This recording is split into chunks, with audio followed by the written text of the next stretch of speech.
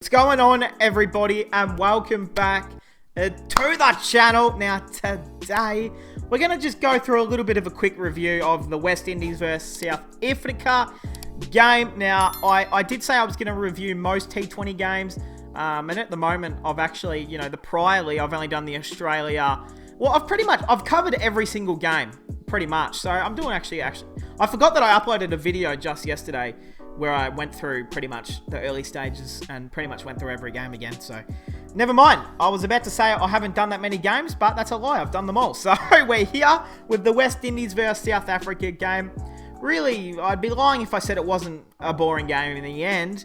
I thought there was some great batting from Markram. And as you know, West Indies, unfortunately, have now lost 2 straight games, got smashed against England, and now we're just outworked, outbeaten by a better team in South Africa without Quinton de Kock as well, there is a lot of controversy around that, but I'm not really going to touch it because I don't know the full situation, and it's not my place to comment at the end of the day. So, hey, if you guys are new, subscribe.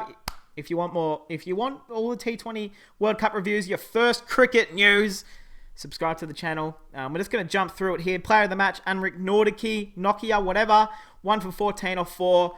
Super economical. Took a vital wicket early in the game. So the Windies bat first. Lendl Simons, 16 off 35. It's time to go. It's seriously time to go for Lendl Simons. I mean, you can't be chewing up 35 goddamn deliveries at the top of the order. I think it's time that you take a seat, my friend. Evan Lewis, 56 off 35. So this was the exciting part for the Windies. Other than that, there wasn't much exciting for the Windies, but 56 off 35, obviously in IPL, he's been batting great. Well, decent in the IPL. I just accidentally clicked on his name. Whoops, sorry, mate. Oh my God, please just take me to where I was. Thank you. Evan Lewis, 6 sixes is a great stat. 3 fours, really batted well, just kind of threw his wicket away quite late. Didn't really need to do it. He was batting exceptionally well. He was way above his own, net run rate sort of thing, ball to ball, and kind of threw away his wicket in the end. It was a bit disappointing. Nicholas Pooran, again, threw his wicket away. We've seen him do that a lot in the IPL. He just needs to calm down. Seriously, just needs to get into his innings. Chris Gayle, 12 of 12. Yeah, it could be the last time we see Chris Gayle at a T20 World Cup. Saddening. It really is a little bit sad, and it's going to be a shame if the defending champs go out without even making it to the semis, which, it'll be disappointing. But you know what? If it means Australia makes the playoffs, then I'm okay with that. Kieran Pollard, 26 off 20. Nice little cameo. Dre, there's not a lot to talk about here, was there? They bat extremely deep, all the way down to number 8. 11, 10, 9. Yeah, 8. I had to count.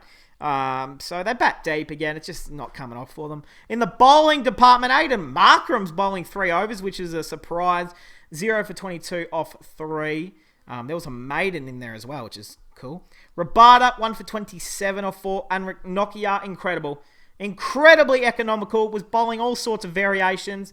And it was such a nice batting pitch as well. So pretty disappointing from the West Indies, and to be honest, 1 for 14 off 4. Keshal Maharaj, 2 for 24 off 4, bowled great. Shamsi, none for 37 off 3. He was really the bowler that was targeted by the Windy batsman, and Dwayne Pretorius, 3 wickets for 17 runs off 2 overs. Pretty unlucky not to get man of the match. I know he took some late wickets, Pollard, Gale, and Hayden Walsh, but still bowled very, very well. Now we're just going to jump straight into the South Africa innings. Temba Bavuma gone early. Shocking run out from him. I don't know why he thought there was a run there. Reza Hendricks, 39 off 30. Dussin, 43 off 51. And Markram, the superstar of this South Africa team. I'm not usually a betting man, but, I did look at the odds, obviously. And he was at like $24 to make the most runs in the entire tournament. If you put $1 on that, you get $24 back. That's a decent win in my odds. So, he's starting really well, so that's the important thing.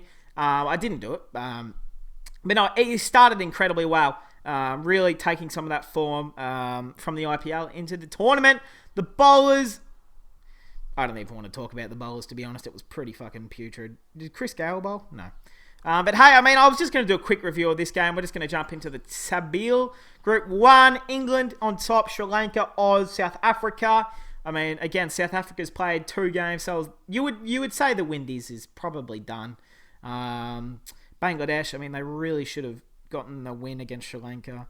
But it is looking set up how we probably thought the table would go. Australia, England, probably the 2 favourites at the moment.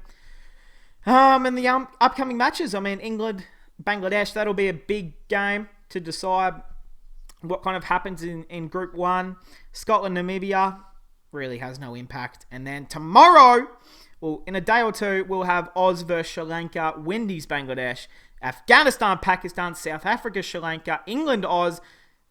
That match does not matter. India, New Zealand. So we've got some really exciting matches coming up. So I thought I would just get through a little review of this. I just recorded my Pakistan, New Zealand review. So that'll be uploaded as well. So definitely go and check that out for all my thoughts on all of today's cricket games. Exciting matches coming up.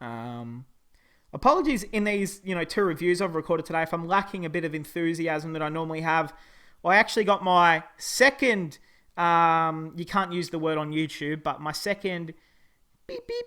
No, that's, how would you call it? My second row. My second row JAB.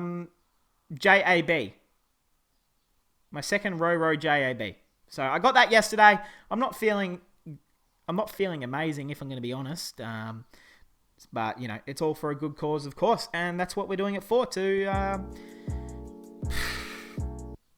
I don't really know why, to be honest. Nah, I'm not going to get political on it. You know what?